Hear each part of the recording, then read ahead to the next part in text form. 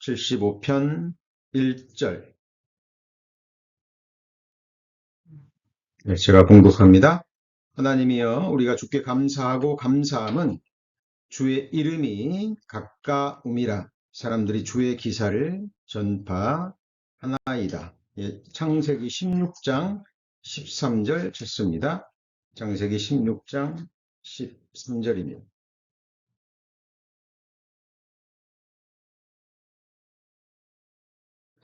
창세기 16장 13절. 하갈이 자기에게 이르신 여호와의 이름을 감찰하시는 하나님이라 하였으니 이는 내가 어떻게 여기서 나를 감찰하시는 하나님을 배웠는고 함이라. 저들 시편 75편 강의 주의 이름이 가까움이라는 제목으로 오늘 세 번째 말씀 배우는 시간입니다. 주의 이름이 가깝다라는 의미가 무엇인지 구체적으로 알기 위해서는 성경에 게시된 거룩한 하나님의 이름을 정확하게 이해하고 알아야 됩니다.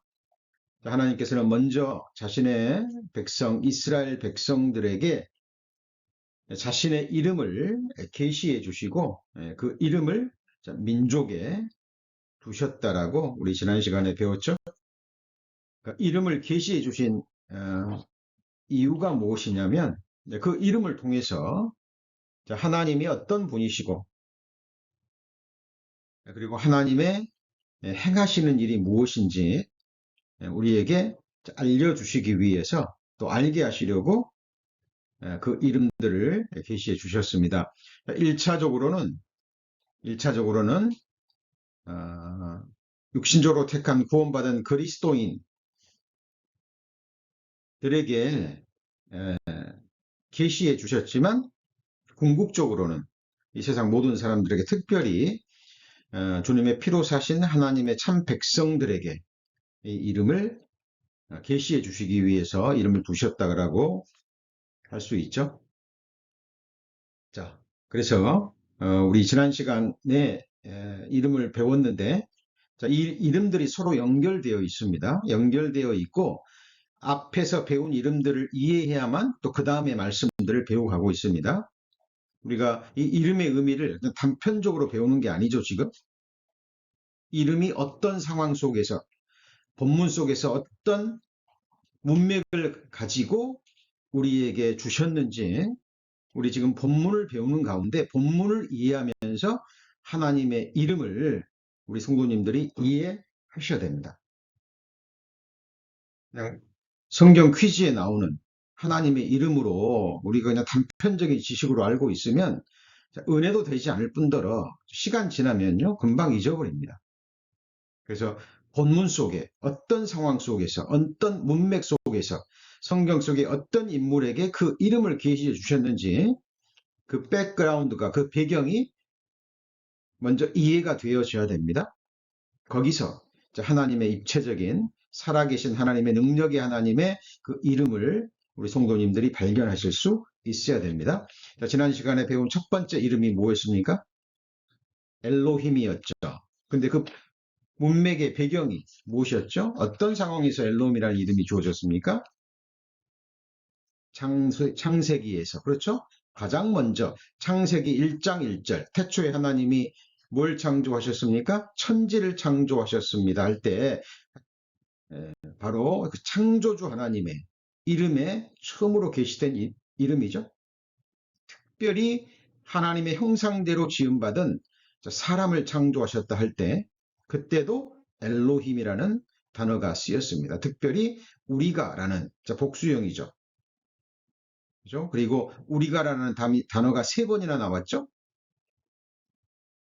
바로 지금 하나님의 형상대로 지음받고 구원받은 지금 이 말씀을 듣고 계시는 우리 성도님들 한 분 한 분을 무에서 그렇죠? 하나님의 형상대로 창조하신 그 하나님의 능력의 하나님의 이름이 그렇게 계시되어졌습니다.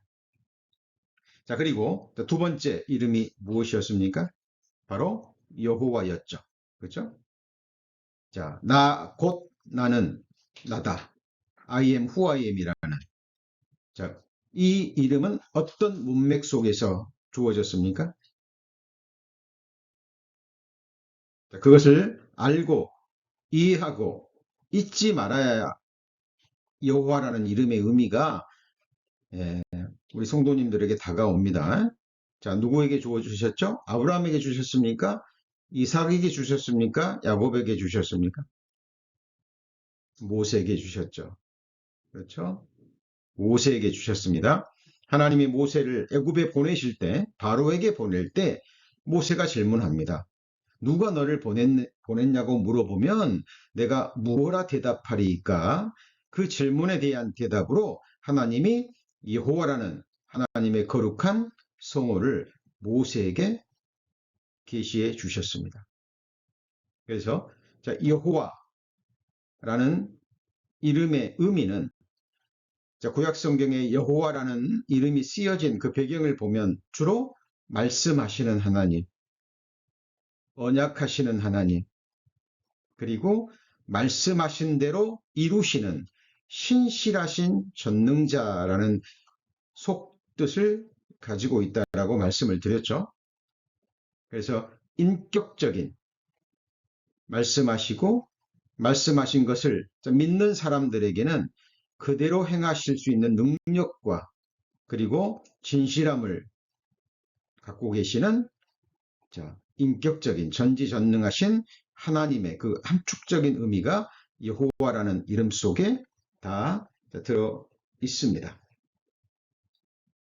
자, 그리고 우리 출애굽기 6장 3절 말씀 기억나시죠? 하나님께서는 아브라함과 이삭과 야곱에게는 전능자라는 엘롬이라는 이름은 계시해 주셨지만 여호와라는 이름은 계시해 주지 않았습니다.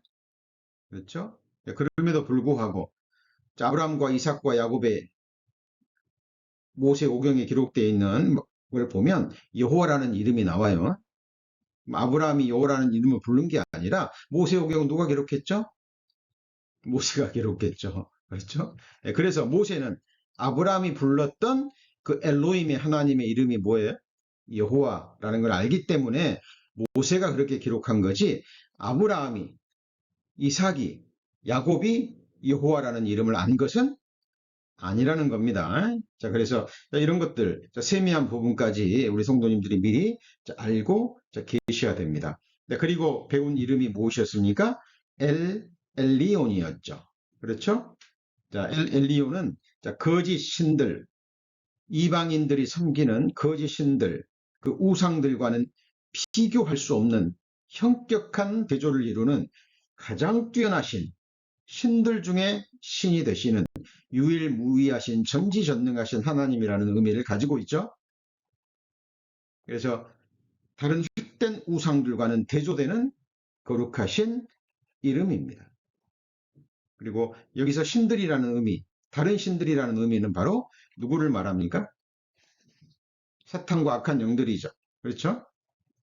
그래서 사람들이 어떤 형상을 만들어 놓고 그거를 정말 지극정성으로 섬기고 그러면 우상들이 귀신들이 악한 영들이 역사합니다. 그래서 실제로 그들에게 어떤 유익을 주기도 하고 그러면서 그 영혼을 서서히 멸망으로 이끌어 갑니다. 그래서 점치는 사람들 중에서도 정말 귀신을 받아서 점치는 사람들이 있다 그랬죠.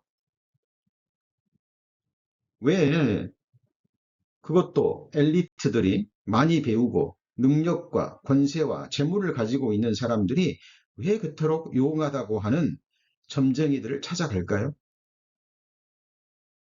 이유가 있는 겁니다. 이유가 있는 거예요. 나름대로 그들을 통해서 유익을 얻기 때문에 그래요. 자, 그래서 정말 악한 영들이 있다라는 사실입니다. 그러나 그런 귀신들과는 우상과는 비교할 수 없는 지극히 높으신 하나님이 바로 엘리온입니다. 그리고 우리 지난 시간 후반부에 이제 배운 중요한 이름, 오늘 창세기 16장 13절 바로 엘로이라는 이 이름의 의미가 무엇이라고요? 감찰하시는 하나님인데 이 이름이 누구한테 주어졌습니까? 여호와는 모세에게 주어졌습니다. 그러나 엘로이는 자 비참한 여종이죠. 그죠? 사례의 몸종이었던 하갈이라는 그 여인에게 주어진 이름입니다. 자, 천지를 지으신 전능하신 하나님이 자, 이방 민족의 종이었던 하갈이라는 여인을 통해서 하나님이 또 역사하셨죠. 그래서 인간들의 눈에 볼 때는 하찮은 여인이지만 종이지만 그 하갈의 기가 막힌 사정과 형편을 그 마음을 감찰하신 하나님께서 하갈에게 약속을 주시는 언약을 주시는 그 내용이 우리 지난 시간에 후반부에 배운 창세기 16장에 기록되어 있습니다. 이 이름을 의지하고 이 하갈이라는 여인이 자기를 학대하는 사례 밑으로 다시 들어갈 수 있었죠. 그래서 하나님이 하갈을 다시 내어 보내실 때까지 하갈은 사례 밑에서 인내하며 견딜 수 있었습니다. 그 하갈이라는 여인이 무엇을 의지하며 살았을까요? 아브라함이었을까요? 아니면 자기 뱃속에서 태어난 이스마엘을 의지하고 살았을까요? 아닙니다. 그 비참한 상황 속에서 사라의 학대를 견디지 못하고 아무것도 없이 도망 나온 그 정말 기가 막힌 수렁 속에서 나타나셔서 자신을 감찰하시는 그 이름을 알려주셨던 그 엘로이라는 능력의 이름을 이 하갈은 의지하고 살았던 겁니다. 자, 제가 지금 계속해서 말씀드립니다. 이번에 배우는 하나님의 이름은 무엇 속에서 이해하셔야 된다고요? 문맥 속에서. 구체적인 시대적 역사적 사건 속에서 어떤 인물에게 어떤 상황에서 이 이름을 주셨는지를 생각하고 우리 성도님들께서 믿음으로 적용하셔야 됩니다. 지금 우리 성도님들 각 사람에게 우리 성도님들 각인에게 주어진 형편과 상황 어떤 분은 정말 건강의 문제로 어떤 분은 자녀의 문제로 어떤 분은 직장의 문제로 그죠? 어떤 부분은 정말 여러 가지 상황 속에서 나만이 알고 있는 그 마음과 주어진 형편을 하시고 감찰하시는 분은 누구밖에 없어요? 하나님밖에 없습니다. 우리 성도님들 이름을 배우셨다면 그 이름을 알고 그 이름을 의지하시고 그 이름을 소망하셔야 됩니다. 그러기 위해서 이 말씀을 배우는 겁니다. 자, 우리 지난 시간에 하나님의 말씀, 시간에 쫓겨서 정확히 배우지 못한 말씀 다시 찾아가면서 바로 이 엘로이라는 하나님의 이름의 의미를 배워 가겠습니다. 사무엘하 16장 12절입니다. 사무엘하 16장 12절 489페이지 489페이지 사무엘하 16장 12절. 자, 이건 다윗의 고백이죠. 사무엘하 489페이지라고 말씀드렸죠. 자, 한번 같이 읽겠습니다. 혹시 여호와께서 나의 원통함을 감찰하시리니 오늘날 그저 주가달개선 16장 12절 오늘날 그 저주가닥에 선으로 내게 갚아주시리라 하고 누구의 고백입니까? 다윗의 고백입니다. 지금 예루살렘에게서 쫓김을 당하는 도망가는 예루살렘에게 시므이가 와서 저주하죠. 그죠? 가거라 가거라 피 흘린 자여 피로한 자여 가거라 가거라. 다윗이 권자의 힘이 있을 때는 그 앞에 머리를 조아리던 이 시므이가 비참하게 그것도 자기 아들에 의해서 쫓겨남을 당할 때 이 시므이 같은 사람에게 이렇게 저주를 당할 때 다윗의 마음은 어떠했을까요? 물론 다윗은 자기의 죄로 인해서 이 상황이 벌어졌음을 압니다. 그러나, 어때요? 그 원통함은, 그 비참함은 이루 말할 수 없었을 겁니다. 다윗의 그 원통함을 감찰하실 것을 다윗은 믿고 소망했습니다. 역대상 28장 9절입니다. 역대상 28장 9절 652페이지.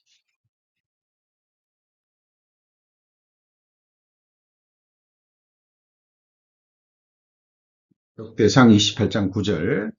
자, 내 아들 솔로몬아, 너는 내 아비의 하나님을 알고 온전한 마음과 기쁜 뜻으로 섬길지어다. 여호와께서는 뭇 마음을 감찰하사 모든 사상을 아시나니 내가 저를 찾으면 만날 것이요 버리면 저가 너를 영원히 버리시리라 그랬죠. 자, 다윗이 삶으로 깨달은, 자기의 전생애를 통해서 깨달은 이스라엘의 하나님, 여호와 하나님이 어떤 분이라는 것을 자기의 대를 위에 이어 왕자에 앉을 솔로몬에게 전하고 있습니다. 다윗이 전하고 있는, 선포하고 있는 하나님은 어떤 분이라고요? 묻 마음을 감찰하사 모든 사상을 아십니다. 중심의 모든 계획과 모든 생각과 말과 행위에 그 숨겨진 동기를 하나님은 다 아신다라는 거예요. 그죠? 그리고 하나님을 찾으면, 그죠? 자, 찾는다라는 그 말씀 속에는 구체적으로 그 이름을 찾는다는 의미도 들어있어요.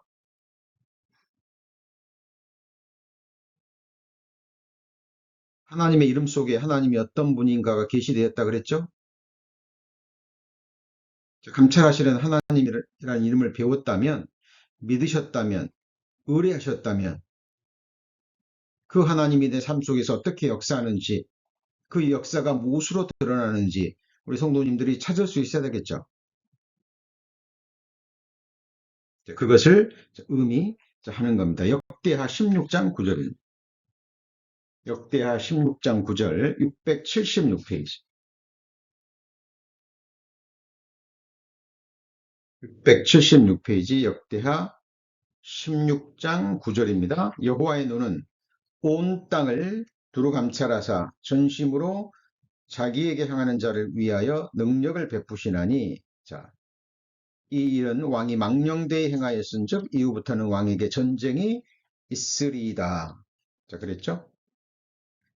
자, 여호와의 눈은 온 땅을 두루 감찰하사라는 말씀이 나오죠. 그래서 하나님은 전심으로 자기를 찾고 자기를 향하는 자를 찾으십니다. 그리고 능력을 베푸셔요.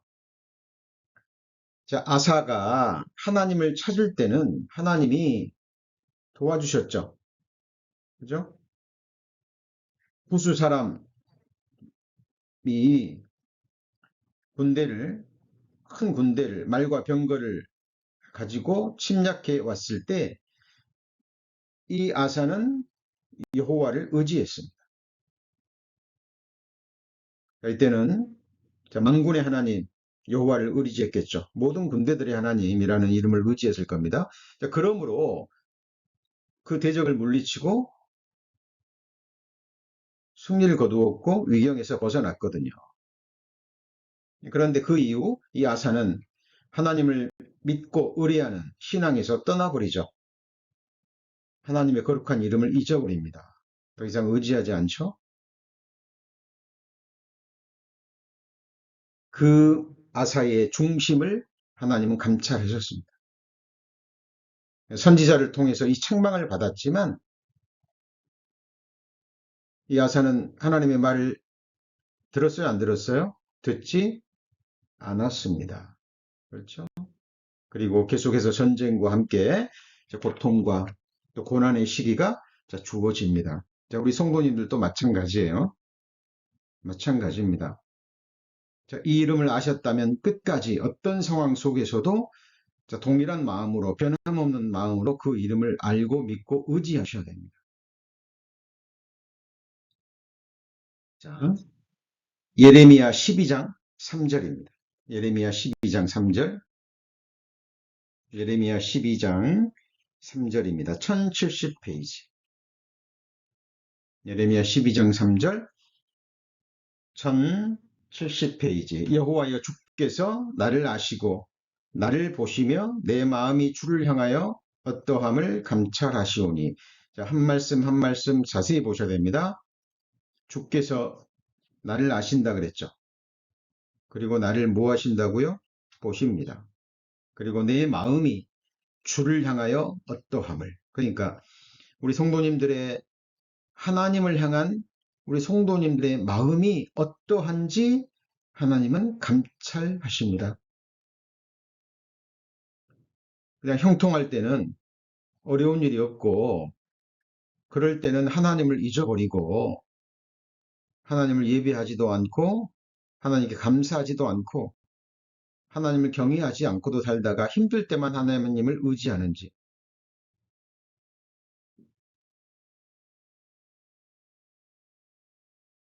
하나님은 다 보시죠. 그죠? 욥기서 34장 21절입니다. 욥기 34장 21절. 욥기서 34장 21절입니다. 하나님은 사람의 길을 주목하시며 사람의 모든 걸음을 감찰하나니 악을 행한 자는 숨을 만한 흑암이나 어두운 그늘이 없느니라. 하나님은 사람을 심판하시기에 오래 생각할 것이 없으시니 세력 있는 자를 조사할 것이 없이 꺾으시고 다른 사람을 세워 그들을 되신하게 하시느니라.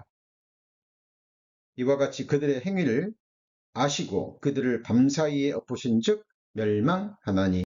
자, 하나님이 감찰하신다라는 의미 속에는 두 가지 의미가 있는 겁니다.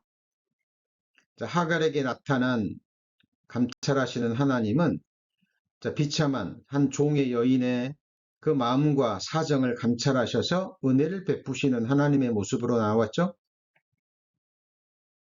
그런데 지금 읽은 말씀 속에 감찰하다는 의미는 무엇을 감찰합니까? 악인의 걸음과 함께 악인의 모든 범죄 행위입니다. 자, 하나님께서 사울왕을 세우셨습니다. 하나님이 왜 사울왕을 세우셨습니까? 사울이 굉장히 키가 크고 준수하죠. 다른 사람들보다 머리 하나가 더 있고 굉장히 준수한 아주 멋진 외모를 지닌 사람이었습니다. 그래서 왕으로 세웠습니까? 아니죠. 왕으로 세움받을 때는 사울왕이 너무 겸손했습니다.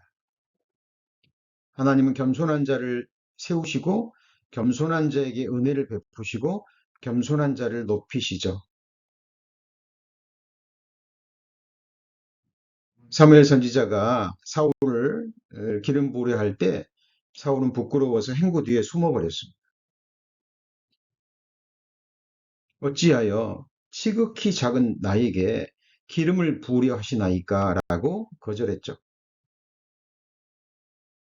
자, 모세가 자기 의로 자기 백성을 구원하려고 할 때는 하나님이 허락지 않으셨죠.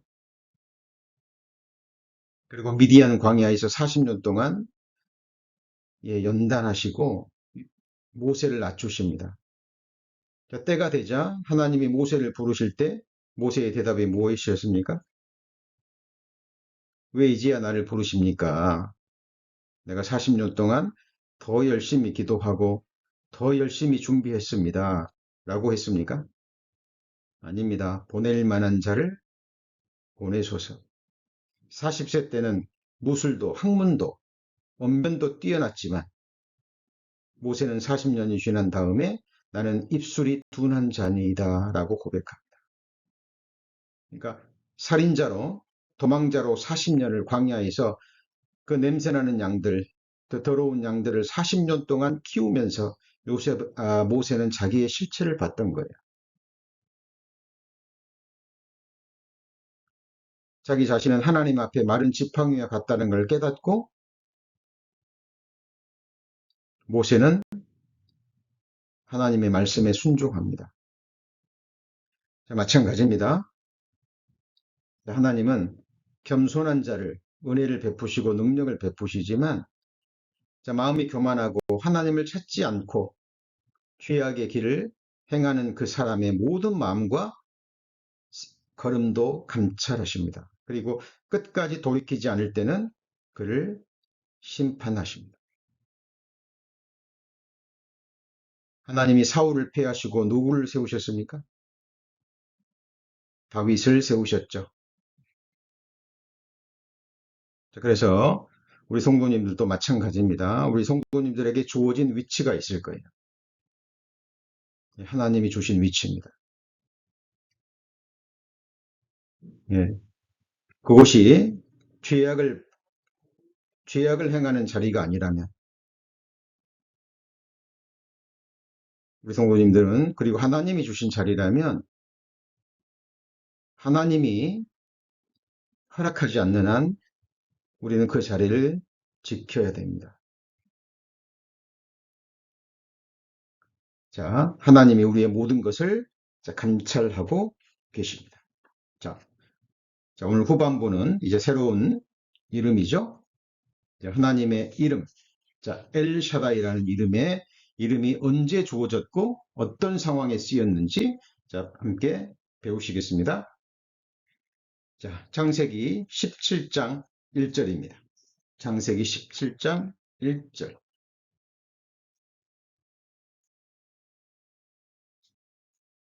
창세기 17장 1절 말씀.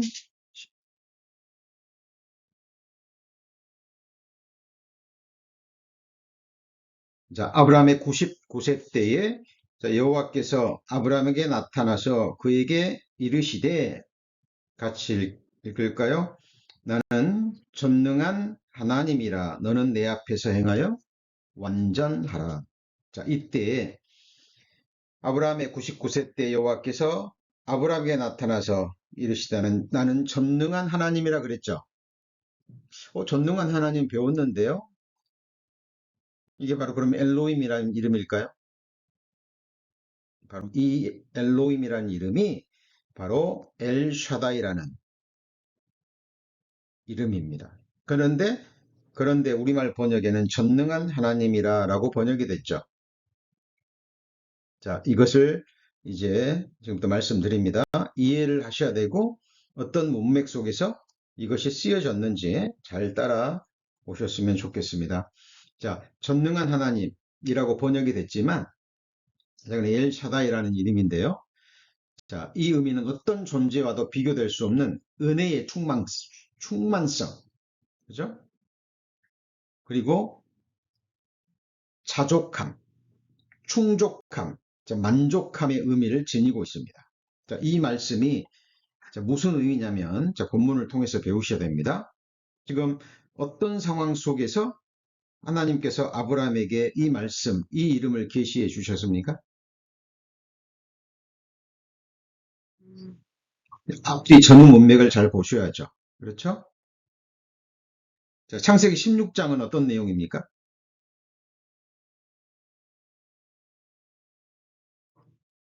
자, 창세기 16장 3절에 보시면, 아브라함의 아내 사레가 그 여종 애굽 사람 하갈을 가져 그 남편 아브라함에게 첩으로 준 때는 아브라함이 가나안 땅에 거한 지 10년 후였습니다.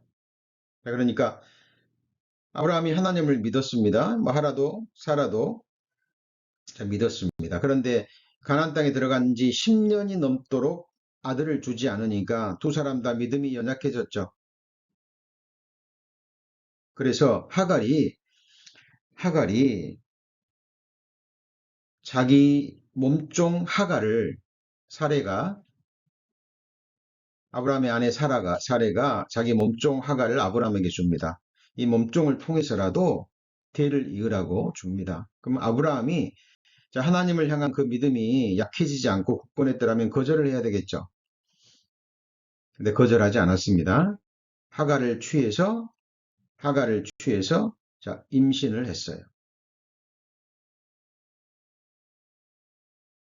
자, 이 상황을 이해하셔야 됩니다. 이게 무슨 의미냐면, 왜 사레가 자기 몸종까지 주면서 아들을 얻으려고 했을까요? 그리고 아브라함은 왜 사례의 요구를 그대로 받아들였을까요? 자, 이 아브라함 시대, 고대 중동 지방에서는요, 자식이 없는 사람, 특별히 자기의 재물과 이 모든 것들을 물려줄 대를 이을 후사가 없는 사람들은 저주받은 사람이라는 인식이 팽배하던 시기입니다. 그것은 하나님의 약속의 말씀을 떠나서 세상에서도 수치와 저주받은 사람이라는 가장 중요한 겉으로 드러난 모습인 거예요. 그러니까 하나님을 믿는 신앙, 여호와의 신앙을 떠나서도 이 상황 속에서 저 사람 재물도 있고 권세도 있는데 대를 이어줄 후사가 없네? 이 사람 저주받은 사람이구나. 남자건 여자건 특히 여자들은 더했습니다. 자, 그러니까 어떤 사라의 어떤 수치를 좀 짐작하실 수 있겠습니까? 아주 아름다운 여인이었고 아브라함으로부터 사랑과 존중을 받는 여인이었지만 아들이 없어요. 특히 여호와 하나님이 약속의 말씀을 주셨는데도 그토록 기다리고 갈망했는데도 가나안 땅에 들어간 지 10년 동안이나 아들을 주지 않았습니다.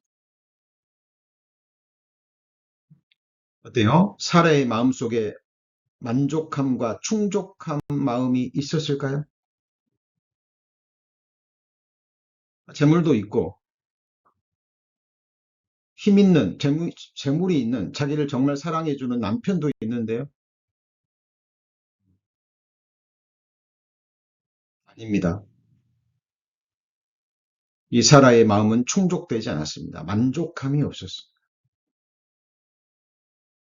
그래서 자기 스스로를 만족시키려고 자기 몸종 하가를 통해서라도 자기의 수치를 씻어보려고 사라는 하가를 아브라함에게 줬던 거예요. 우리 여인들이요, 이러기가 쉽지 않습니다. 어떻게 자기가 아는데 다른 여자를 남편에게 줍니까? 자, 성경은 말하고 있지 않는 이런 부분들을 우리 성도님들이 이 배경을 이해할 때 엘샤다이라는 이름의 의미를 아실 수 있습니다. 그렇죠? 자, 그리고 이제 이스마엘을 낳죠.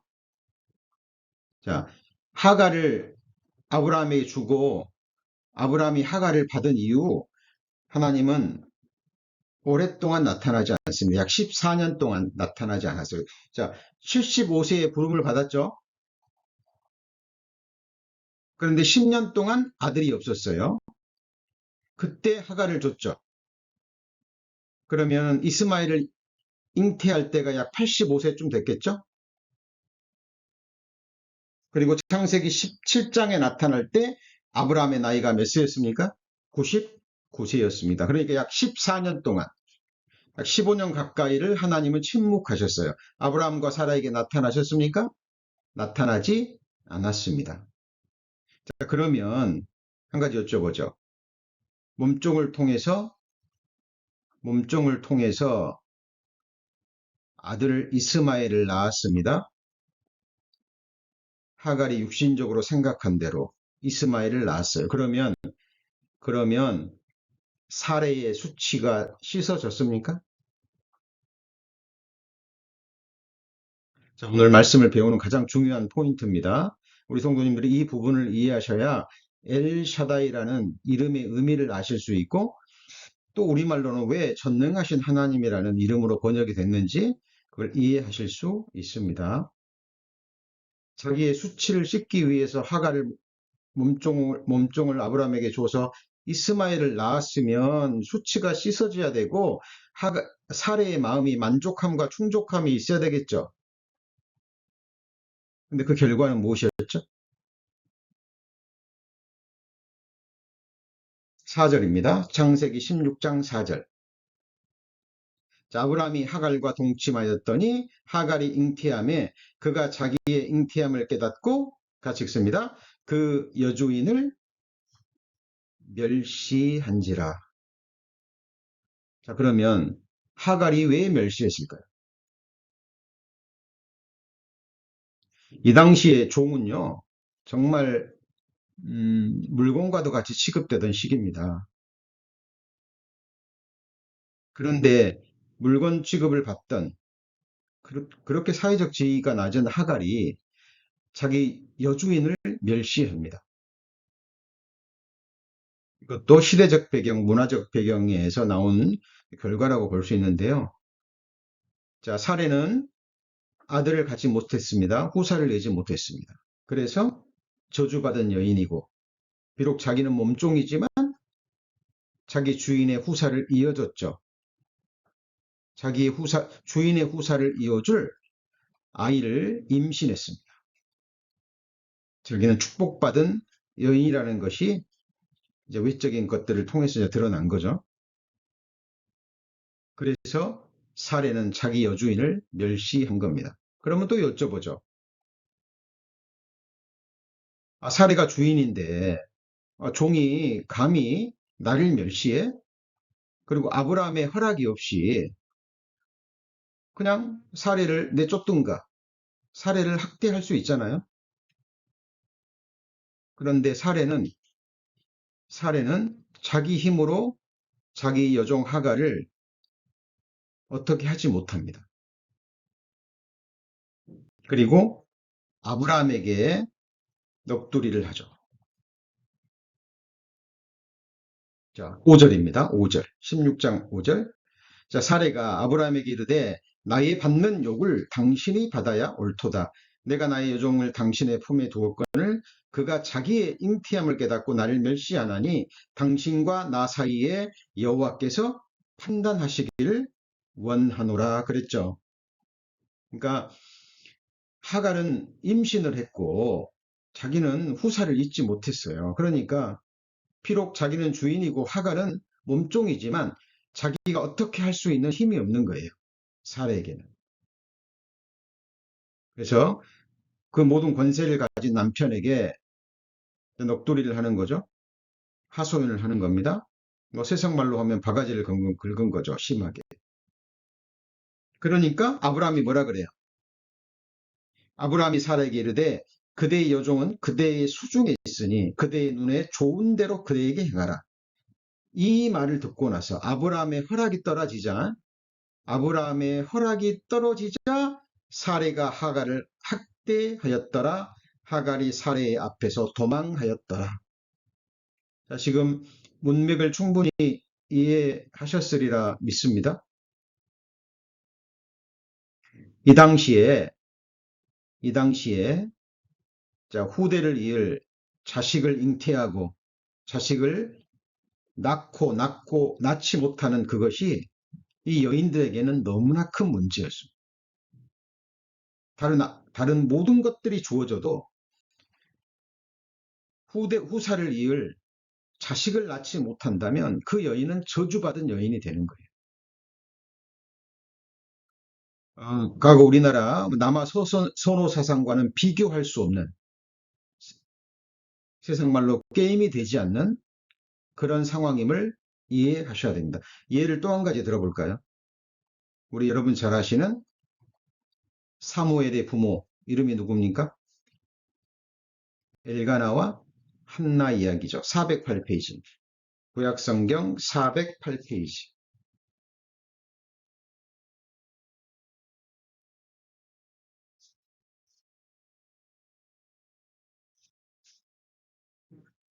구약성경 408페이지입니다. 사무엘상 1장입니다. 자, 1장 2절에 보시면 1장 2절 408페이지 그에게 두 아내가 있으니 그랬죠? 자, 엘가라라는 사람에게 두 아내가 있었습니다. 하나의 이름은 한나요. 하나의 이름은 누구예요? 분인나입니다. 그죠? 자, 그런데 4절입니다. 엘가나가 제사를 드리는 날에는 제물의 분깃을 그 안에 분인나와 그 모든 자녀에게 주고 그랬죠. 그러니까 분인나라는 아내에게는 여러 자녀를 주었습니다. 그러나 한나에게는 자녀를 주지 못했습니다. 그런데 엘가나는 누구를 사랑합니까? 많은 자녀를 낳아준 분인나를 사랑하는 것이 아니라 엘가나의 마음은 온통 한나에게 있습니다. 8절 볼까요? 8절. 7절부터 보죠.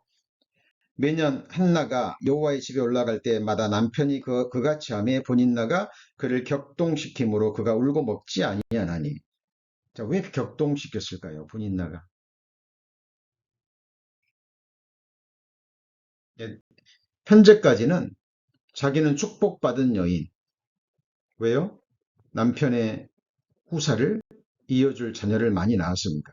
근데 한나는요, 낳지 못했죠. 예, 저주받은 여인이라는 현재까지는, 이 상황까지는 저주받은 여인입니다. 자, 그러면 이 남편이 어느 정도 사랑했냐면, 한번 보시죠. 4절. 그 남편 엘가나 8절입니다. 그 남편 엘가나가 그에게 이르되 한나여 어찌하여 울며 어찌하여 먹지 아니하며 어찌하여 그대의 마음이 슬프뇨? 같이 읽습니다. 내가 그대에게 10아들보다 낫지 아니하뇨. 이렇게 말할 수 있었던 배경을 이해하셔야 된다는 거예요. 그러니까 후사를 이을 아들이 중요해요? 안 중요해요? 중요합니다. 그런데 이 엘가나는 정말 아내 한나를 사랑했던 것 같습니다. 이렇게 말하는 것이 쉽지 않습니다.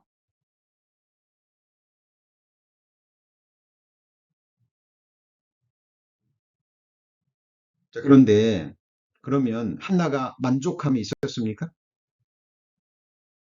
충족함이 있었습니까? 아니, 능력 있는 남편이 자기가 자식도 없는데 세상에서는 저주받은 여인 취급을 받는데 그럼에도 불구하고 자기 남편 엘가나는 자기를 진심으로 사랑합니다. 그것이 겉으로 행함으로 다 드러나요.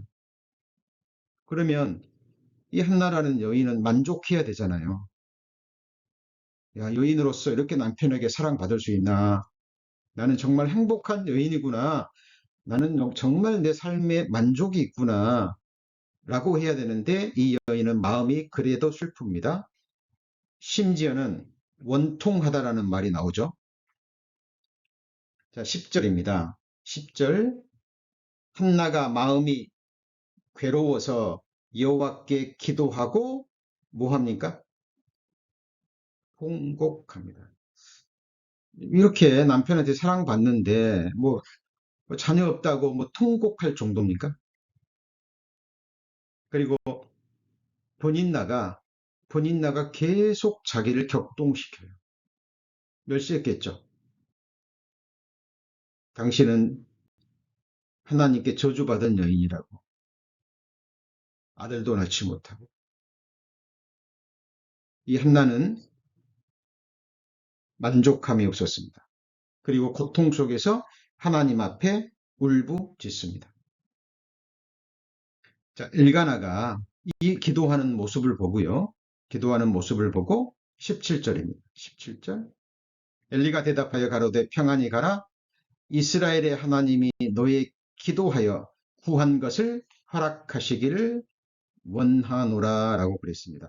자, 이 한나라는 이 믿음의 여인이 얼마나 믿음의 여인인 줄 우리가 알 수 있는 상황입니다. 자기가 잉태치 못했을 때 이 세상에서 받는 본인나로부터 받는 이 원통함을 지금 누구 앞에 호소합니까? 남편입니까? 하나님입니까? 예, 성전에 가서 하나님 앞에 자기의 마음을 원통함을 풀어놓습니다. 진정으로 기도하는 거죠.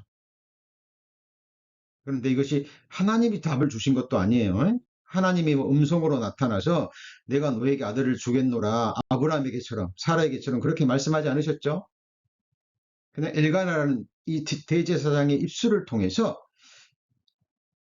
하나님이 너에게 아들 주시기를 원하노라 라는 이 말을 통해서 이 여인은 믿어버립니다. 그리고 이 말을 들은 이후 한나는 수색이 있었습니까? 근심했습니까? 의심했습니까? 18절입니다. 18절. 가로되 당신의 요종이 당신께 은혜 입기를 원하나이다 하고 가서 먹고 얼굴에 다시 뭐가 없습니까? 수색이 없느니라. 그러니까 이렇게 기도하고 대제사장으로부터 이 말을 들은 이후에 여인은 수색이 없었죠. 근심도 없었겠죠. 다시는 통곡하지도 않았습니다. 자, 하나님은 이 한나의 믿음을 보시고 아들을 주셨습니다. 그 아들의 이름이 무엇입니까? 사무엘 선지자입니다. 사울과 다윗에게 기름을 부은 이스라엘의 위대한 선지자, 요 제사장인 바로 사무엘 선지자라는 걸출한 인물을 이 한나가 낳습니다. 한 가지 여쭤보죠. 사무엘이 태어나서 이 한나의 수치는 씻어졌습니까? 네, 씻어졌죠. 한나의 마음에 만족과 충족함이 있었습니까? 예, 있었습니다. 남편의 지극한 그 사랑으로도 채워지지 않는 한나의 큰 허공과 같은 마음이 사무엘이라는 아들을 통해서 하나님이 주신 그 아들을 통해서 한나는 축복받은 여인으로 남편의 사랑뿐 아니라 사무엘을 통해서 하나님의 축복을 받은 여인으로 자기 자신과 세상에 드러낸 겁니다. 자, 이때 주어지는 그 이름이 무엇이라고요? 엘 샤다이. 모든 사람의 원통함을 아시고 괴로움을 아시고 슬픔을 아시고 그리고 그것을 충족시켜 주시고 그 갈망을 만족시켜 줄 수 있는 능력의 하나님, 전지전능하신 하나님이라는 이름을 품고 있습니다. 자, 이 샤다이라는 이 이름이 바로 이 젖가슴이라는 뜻에서 왔다고 하죠. 그죠? 그러니까 우리 젖 먹는 아이가 어머니 품에서 젖을 마음껏 빨아먹고 그 품에서 쉬고 있는, 만족해하는, 새근새근 자고 있는 어린아이의 심령을 한번 생각해 보시죠. 그 아이는 만족감이 있습니까? 없습니까? 있죠. 자, 단순히 젖을 먹어서가 아니죠. 바로 그 엄마의 가슴, 자기를 낳아주시고 자기를 정말 누구보다 사랑하는 엄마의 그 가슴에서 나오는 젖을 먹은 거죠. 그리고 그 품에서 새근새근 자고 있는 모습. 하나님이 우리 성도님들의 아픔과 수치와 정말 갈망이 있는데 그것을 채워주시고 만족시켜 주실 분은 바로 우리를 낳아주고 키워주신 그 어머니의 젖과슴과는 비교할 수 없는 완전하신 사랑의 하나님입니다. 근데 그 하나님이 바로 전능하신 하나님이죠. 어떤 의미에서 전능합니까? 우리 모든 사람의 수치를 씻어주시고 우리 마음속에 갈망을 채워주셔서 우리를 영원히 만족시켜 줄 수 있는 능력을 지니신 사랑의 하나님이라는 이름을 계시해 주시는 이름이 뭐라고요? 엘 샤다이입니다. 그래서 자, 다시 창세기 17장 넘어갑니다.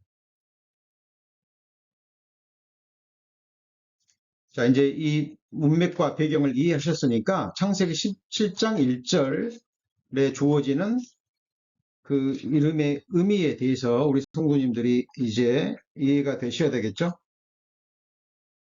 자, 17장. 아브라함의 99세 때에 여호와께서 아브라함에게 나타나서 그에게 이르시되 나는 전능한 하나님이라 너는 내 앞에서 행하여 완전하라 그랬죠. 이때 하나님이 바로 이름이 전능한 하나님이라 이름이 바로 엘샤다입니다. 그러니까 아브라함은 물론이요. 사례의 갈망을 채워줄 수 있는, 만족시켜줄 수 있는 능력을 지닌 전지전능하신 하나님이라는 이름을 이때 아브라함에게 하나님은 계시해 주신 것입니다. 그리고 그 이름과 함께 그 유명한 창세기 17장 7절의 언약의 말씀을 주시죠.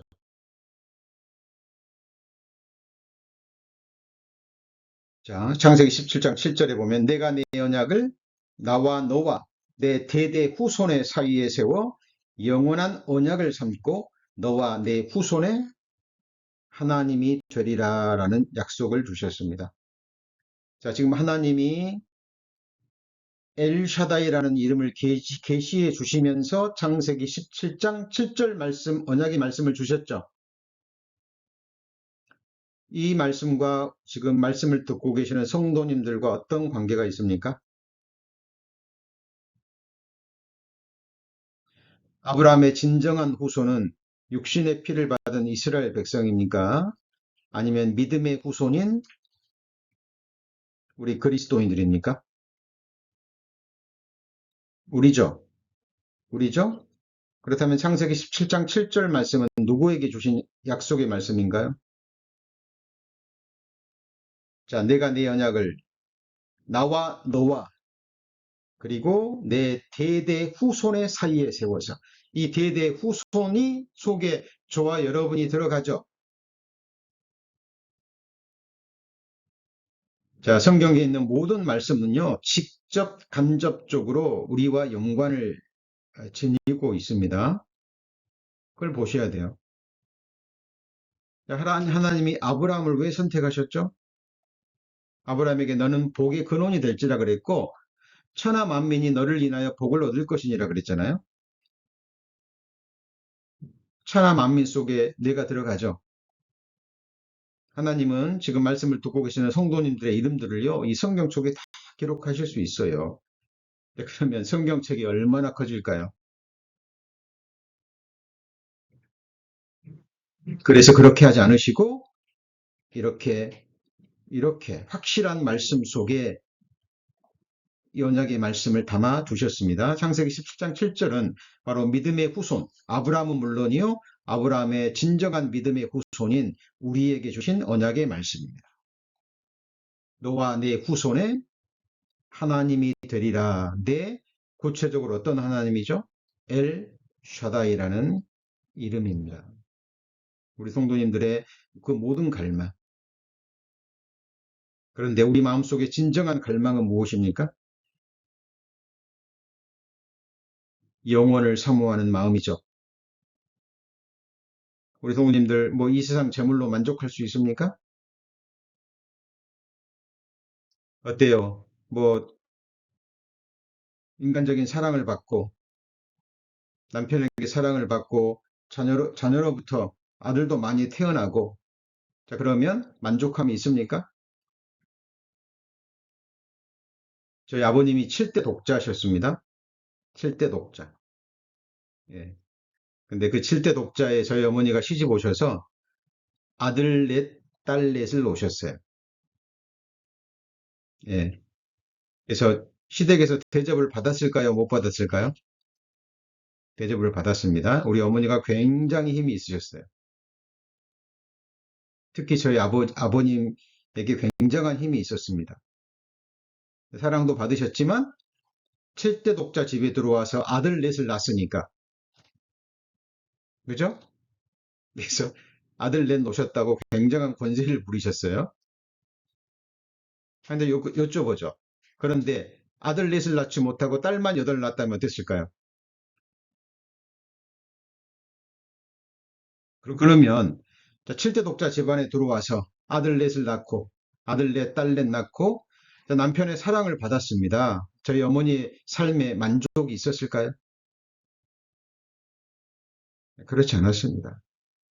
8자식으로 인해서 돌아가시기 전까지 고생하시고 근심하시고 아파하시고 또 말년에 저희 아버님이 또 이 뇌졸중으로 쓰러지셔가지고 3년 가까이 병수발 하시면서 나이 드셔서 정말 마음고생 많이 하셨어요. 남편 사랑받고 뭐 젊었을 때는 좀 고생하셨지만 또 아버님이 사업에 성공하셔서 뭐 재물도 부족함이 없이 있으셨고 뭐 아들내 딸 낳아서 외적으로 보면 다 시집 장가가고 다 잘 먹고 잘 살았는데 어머니의 삶은 만족함이 없었습니다. 막내 아들인 제가 본 저희 어머니의 삶은 바로 인생은 고난을 위하여 난난이었어요. 그죠? 아들 넷을 낳았고 딸 넷을 낳았지만 저희 아버님 뭐 외가 쪽 친척들로 굉장히 많은 사람들이 저희 집에 머물렀던 기억이 납니다. 아들들은 자식은 8명이었는데요. 뭐 이모 아들, 고모 아들, 뭐 숙모 아들 해가지고요. 제 어렸을 때 가족은 한 20명이 훨씬 넘어갔습니다. 그 뒷수발을 누가 다 했을까요? 네, 저희 어머니가 다 하셨습니다. 자, 우리는 정말 세상에 재물이 있다 그래서, 권세가 있다 그래서, 남편의 사랑, 자식들의 효도를 받는다 그래서 우리의 삶이 만족한 것이 아닙니다. 기억하셔야 돼요. 우리 영혼을 사모하는 마음을 채워줄 수 있는 분은 오직 누구뿐입니까? 예, 하나님뿐입니다. 엘샤다이 하나님뿐이에요.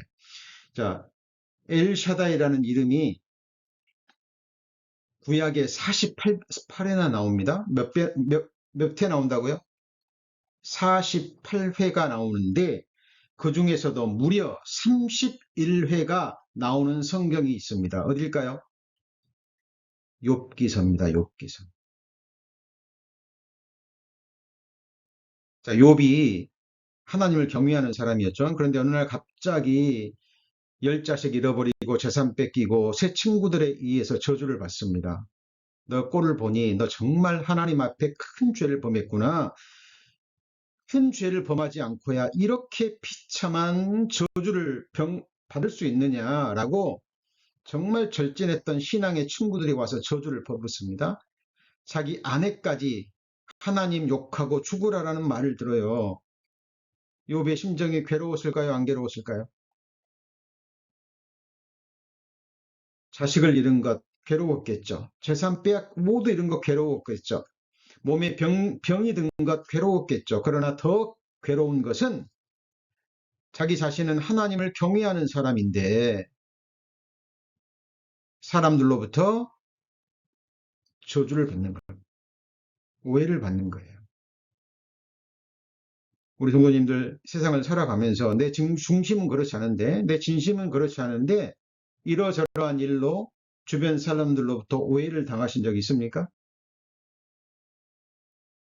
그냥 믿어버려요. 상대방은 다른 사람들은. 내 진심은 그게 아닌데. 아무리 봐도 내 진심은 그게 아닌데 다른 사람들은 어떤 형편 속에서 어떤 상황 속에서 그냥 그대로 믿어버립니다. 그리고 나를 오해하고 멸시하고 비난하고 손가락질합니다. 그 심령에 만족함이 있을까요? 없습니다. 욥의 만족은 어디서 나실까요? 병이 나은 겁니까? 아니면 재산을 다시 하나님이 부를 주셨습니까? 다시 10자식을 주신 것이 만족일까요? 아닙니다.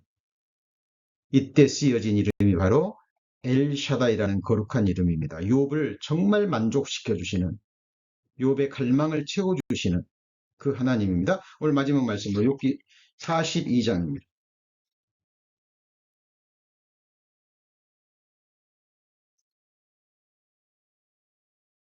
욥기 42장.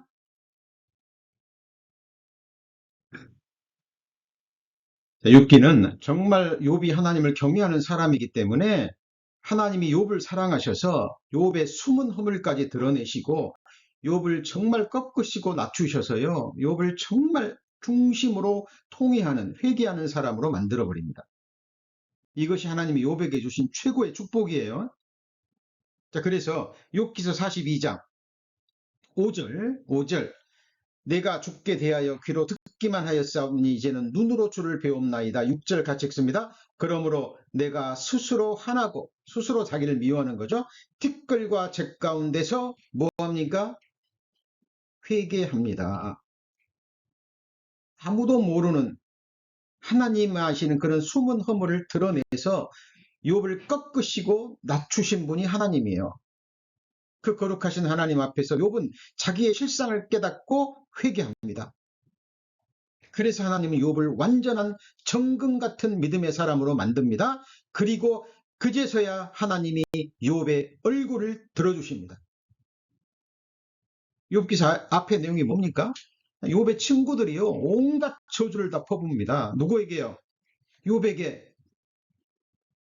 자, 그런데 잘 보시죠. 7절입니다. 여호와께서 욥에게 이 말씀을 하신 후 대만 사람 엘리바스에게 이르시되 내가 너와 내 두 친구에게 노하노니 화를 내시느니 이는 너희가 나를 가리켜 말하는 것이 내 종 욥의 말같이 뭐하지 못해요? 정당하지 못함이니라. 누구를 세워줍니까? 욥을 세워줍니다. 그런즉 너희는 수송아지 7과 순양 7을 취하여 내 종 욥에게 가서 너희를 위하여 번제를 드리라. 내 종 욥이 너희를 위하여 기도할 것인즉 내가 그를 기쁘게 받으리니 너희의 우매한 대로 너희에게 갚지 아니하리라. 이는 너희가 나를 가리켜 말한 것이 내 종 욥의 말같이 정당하지 못함이니라. 하나님이 누구를 세워주시죠? 욥을 세워줍니다. 그리고 새 친구가 틀렸다라고 하나님이 선언해 버립니다. 다른 게 틀린 게 아니라 욥을 향한 정죄, 욥을 향한 판단, 욥을 향한 모해, 비판, 저주가 다 틀렸죠.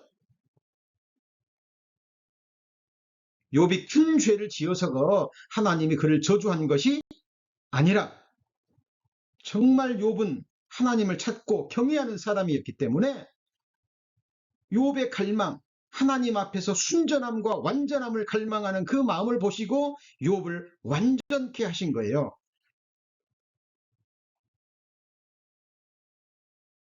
이때 주어진 이름이 뭐라고요? 엘 샤다이입니다. 그래서 성도님들 신앙생활 하실 때, 삶을 사실 때 주변 사람들로부터 이러저러한 오해를 받고 이러저러한 멸시를 받고 그럴 때 변명하지 않으셔도 돼요. 그때 엘샤다이라는 이름을 기억하시고 그 하나님의 이름에 의지하셔야 됩니다. 자, 오늘 결론적인 말씀을 또 못 배웠습니다. 자, 다음 시간에 이어서 오늘 제가 미리 불러드린 말씀들, 아직 배우지 못한 말씀 다시 한번 묵상하시고요. 자, 이번 기회에 이번 말씀 배우고 또 언제 이 말씀 배울지 아무도 모릅니다. 기회가 주어졌을 때 하나님의 이름을 문맥 속에서, 말씀 속에서 정확하게 이해하시고 그 이름을 알고 그 이름을 의지하는 우리 성도님들 되시기를 축원합니다. 기도하시겠습니다. 하나님의 거룩한 이름을 배워가고 있습니다. 시편 기자가 주의 이름이 가까움을 인하여 하나님께 감사를 드렸습니다. 그 이름의 진정한 의미에 대해서 배워가고 있습니다. 하나님, 주신 말씀 한 말씀도 놓지 않기를 원합니다. 하나님의 말씀을 더욱더 깊게 바르게 배우기를 원합니다. 말씀을 향한 그 갈망을 주시고 참으로 우리가 믿고 사랑하며 의지하는 하나님이 어떤 분인지 계시된 말씀을 통해서 정확하게 알고 그 이름에 우리의 온 생애와 우리의 모든 운명을 맡기는 신정한 믿음의 사람이 될 수 있도록 축복하여 주옵소서. 우리 구주 예수 그리스도의 이름으로 기도합니다. 아멘.